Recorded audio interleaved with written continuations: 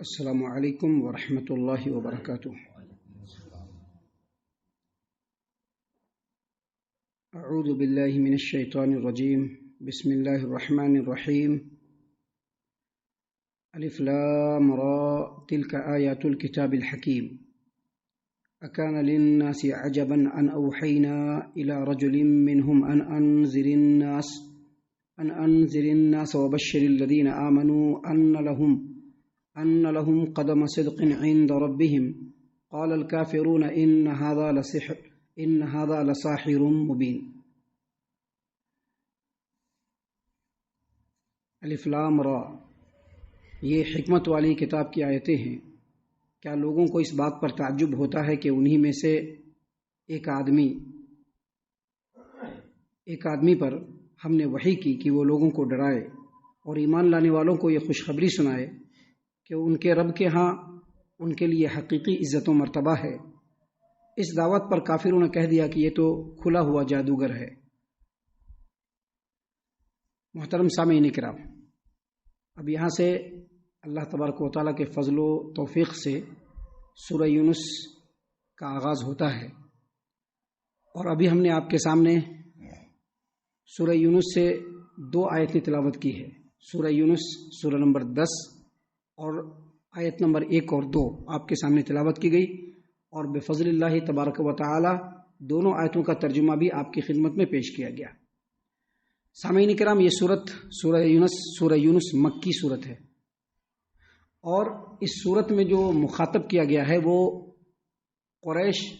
مکہ کے قریش کے قبیلے کے لوگوں کو، ان لوگوں کو جو اللہ تبارک و تعالیٰ کے تعلق سے غلط عقیدہ اور غلط تصور رکھتے تھے، اللہ تبارک و تعالیٰ اور آخرت پر ایمان نہیں رکھتے تھے۔ ساتھ ہی ساتھ اللہ تبارک و تعالیٰ نے جو تعلیم قرآن کریم کی شکل میں نازل فرمانا شروع کیا تھا، اس پر ایمان لانے کے بجائے اس پر مختلف قسم کی باتیں اور مختلف قسم کے اعتراضات وارد کیا کرتے تھے، اور مسلمانوں کے اوپر ظلم و ستم کے اس قدر حد کر دیے تھے کہ مسلمانوں کے اوپر ان کی زندگی بالکل تنگ ہو گئی تھی۔ ایسے لوگوں کو اللہ تبارک و تعالیٰ نے اس صورت کریمہ میں مخاطب فرمایا۔ محترم سامعین کرام، مکہ کے جو قریش تھے، ان کا جو پہلا اعتراض تھا وہ یہ کہ یہ جو رسول ہے جن کو رسول بنا کر کے بھیجا گیا ہے، یہ تو ہماری طرح سے ہی انسان ہیں، ہماری طرح سے پوری زندگی گزار رہے ہیں۔ جیسے ہم کھاتے پیتے ہیں یہ بھی کھاتے پیتے ہیں، جیسے ہم چلتے پھرتے ہیں یہ بھی چلتے پھرتے ہیں، بازاروں میں جاتے ہیں، ان کے بھی بیوی ہیں، بچے ہیں، رشتے ہیں، ناتے ہیں، یہ ساری چیزیں ان کے ساتھ بھی ہیں۔ پھر رسول کیسے ہو گئے؟ اللہ تبارک و تعالیٰ نے اس مقام کے علاوہ دوسری جگہوں پر رسول انسان ہی ہوتے ہیں اس کے تعلق سے مکمل جواب دیا کہ رسول انسان اس لیے ہوتے ہیں اور قوم کی اس لیے ہوتے ہیں کہ لوگ ان کو جانتے ہوں، ان کی بات جب بولے تو سمجھتے ہوں، اور انہی کی طرح سے رہ کر کے ان کو سمجھاتے ہوں، تبھی جا کر کے حجت پوری ہوگی۔ اس کے علاوہ کوئی دوسرا وکلپ بالکل نہیں، کوئی دوسرا ہرگز وکلپ نہیں ہے، کوئی دوسرا جو ہے الٹرنیٹ نہیں ہے، کیونکہ اگر جنوں کو رسول بنا کر کے بھیج دیا گیا ان کی بات لوگ نہیں سمجھ پائیں گے، فرشتوں کو رسول بنا کر کے بھیج دیا گیا ان کی بات نہیں سمجھ پائیں گے، وہ حجت جو ہے وہ تمام نہیں ہو سکے گی۔ تو دوسری جگہوں پر اللہ تبارک و تعالیٰ نے یہ جواب دیا ہے، لیکن اس مقام پہ اللہ تبارک و تعالیٰ نے فرمایا کہ جو رسول ہم نے بھیجا ہے اس کو بھیجنے کا مقصد یہ ہے کہ رسول لوگوں کو آگاہ کر دیں، ان کی جو غلطیاں ہیں ان کے سامنے واضح کر دیں، لوگوں کو ان کی برائیوں سے ڈرا کر کے آنے والے وقت سے ان کو محفوظ فرما لے۔ اور ساتھ ہی ساتھ رسول کو بھیجنے کا مقصد یہ ہے کہ جو نیکوکار لوگ ہیں ان کو یہ بتلا دیا جائے کہ ان کی حقیقی عزت اور ان کا صحیح معنوں میں احترام اللہ تبارک و تعالیٰ کے نزدیک ہے۔ اب یہ بات سوچنا چاہیے کہ وہ لوگ کس بات پر اعتراض کر رہے ہیں۔ اعتراض کرنے کی تو کوئی جگہ ہی نہیں ہے۔ رسول جو آئے ہیں کسی غلط بات کی تو دعوت نہیں دے رہے ہیں، صحیح بات کی دعوت دے رہے ہیں، تو پھر اعتراض کرنے کا کوئی وجہ نہیں رہ جاتا ہے، ان کو سوچنا چاہیے۔ محترم سامعین کرام، اللہ تبارک و تعالیٰ نے فرمایا کہ الف لام را، یہ حکمت والی کتاب کی آیتیں ہیں۔ کیا لوگوں کو اس بات پر تعجب ہوتا ہے کہ انہی میں سے ایک آدمی کے اوپر ہم نے وحی کی ہے؟ کیوں وحی کی ہے؟ کہ لوگوں کو ڈرائے اور ایمان والوں کو یہ خوشخبری سنائے کہ اللہ تبارک و تعالیٰ کے نزدیک ان کا بڑا مقام و مرتبہ ہے، تو ان لوگوں نے کیا کہہ دیا؟ ان لوگوں نے فوراً کہہ دیا کہ یہ جادوگر ہے، فوراً کہہ دیا جادوگر ہے۔ تو یہ نبی صلی اللہ علیہ وسلم کو نہیں، نبی صلی اللہ علیہ وسلم کے علاوہ پہلے جو انبیاء ہیں ان کو بھی جادوگر کہا، لیکن نبی صلی اللہ علیہ وسلم کو جادوگر کیوں کہنے لگے؟ اس کے پیچھے بھی کارن، اس کے پیچھے بھی وجہ یہ کہ اللہ تبارک و تعالیٰ نے جو نبی صلی اللہ علیہ وسلم پر قرآن کریم نازل فرمایا، اللہ تبارک و تعالیٰ نے نبی صلی اللہ علیہ وسلم پر جو قرآن کریم نازل فرمایا، اس قرآن کریم میں ایسی زبردست تاثیر تھی کہ کوئی بھی سن کر کے منتر مگدھ ہو جاتا تھا، کوئی بھی سن کر کے مسحور ہو جاتا تھا، سنتا تو بس سن نہیں لگتا تھا۔ یہاں تک کہ مکہ کے جو قریش تھے ان لوگوں نے بین لگا دیا، پابندی کر دی کہ زور سے قرآن کریم کی تلاوت ہرگز نہیں کرنی، زور سے قرآن کریم کی تلاوت نہیں کرنی ہے، کیونکہ ہمارے بچوں پر، ہماری عورتوں پر اس کا اثر پڑتا ہے۔ حالانکہ یہی مکہ کے جو قریش تھے، یہی جو مکہ کے قریش تھے، ان کے بڑے بڑے سردان قرآن کو سن کر کے لطف اندوز ہوتے تھے، بینڈ لگانے کے باوجود اپنے ہی عہد کو توڑ کر کے رات میں چھپ کر کے قرآن کریم سنتے تھے، لیکن انہوں نے بینڈ لگایا ہوا تھا۔ دیکھیے اس سلسلے میں ایک واقعہ ہے جس کو ہم آپ کے سامنے پیش کرتے ہیں۔ صحیح مسلم کتاب الجمعہ کی یہ حدیث ہے کہ یمن کا ایک معزز فرد زماد ازدی یہ مکہ آئے تو مکہ والوں نے فوراً ان کو کہا کہ دیکھو سب کچھ کر رہے ہو ٹھیک ہے، لیکن اس آدمی سے بچ کر کے رہنا، کیونکہ اس کے کلام کے اندر بلا کا جادو ہے، اس کے کلام کے اندر بلا کا جادو ہے، جو بھی سنتا ہے مسحور ہو جاتا ہے، تم ان کے پاس ہرگز مت جانا۔ محترم سامعین کرام، زماد ازدی عقلمند آدمی تھے، ہوش مند آدمی تھے، بات کو سنا، دیکھا کہ بہت زور دے کر کے بول رہے ہیں، کہا کہ بھائی میں تو عقلمند آدمی ہوں، سمجھدار آدمی ہوں، پڑھا لکھا آدمی، ایک بار جا کر کے سنیں گے، اگر کلام اچھا ہوا تو ایکسیپٹ کریں گے، اور اگر اچھا کلام نہیں ہوا تو اس کو وہیں پر سے فنش کریں گے، چھوڑیں گے، پھر دوبارہ ان کے پاس نہیں جائیں گے۔ اور یہ بھی ہو سکتا ہے چونکہ زماد ازدی جو تھے یہ جھاڑ پھونک بھی کیا کرتے تھے، دم بھی کیا کرتے تھے، تو انہوں نے سوچا کہ اگر صحیح کلام ہوا تو ایکسیپٹ کریں گے، نہیں صحیح ہوا تو چھوڑیں گے۔ یہ بھی ہو سکتا ہے کہ اس کے اوپر جادو کیا گیا ہو، تو میرے ذریعے سے اللہ اس کو شفا بھی دے دے گا، چل کر کے سنتے ہیں کلام۔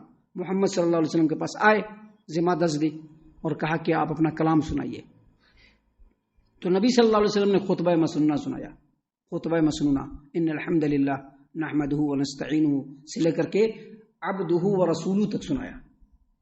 حالانکہ یہ قرآن کریم نہیں ہے، لیکن قرآن کریم کے آیتوں کا جو ہے مکس اپ ہی ہے، یہ مجموعہ ہی ہے۔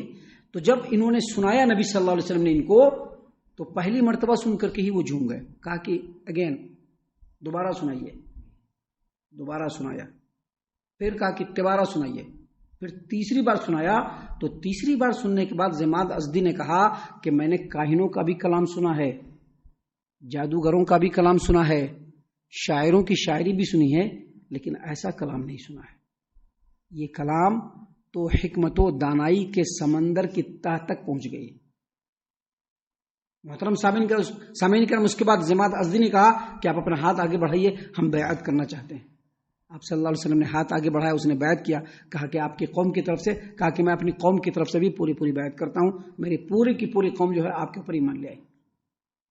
محترم سامعین کرام، اس واقعے کے اندر زماد ازدی کا یہ کہنا کہ یہ جو کلام ہے یہ سمندر کے تہ تک پہنچ گئے، یہ وہی بات ہے جو اللہ تبارک و تعالیٰ نے یہاں پر فرمایا، تلک آیات الکتاب الحکیم، یہ حکمت والے کتاب کی آیتیں ہیں۔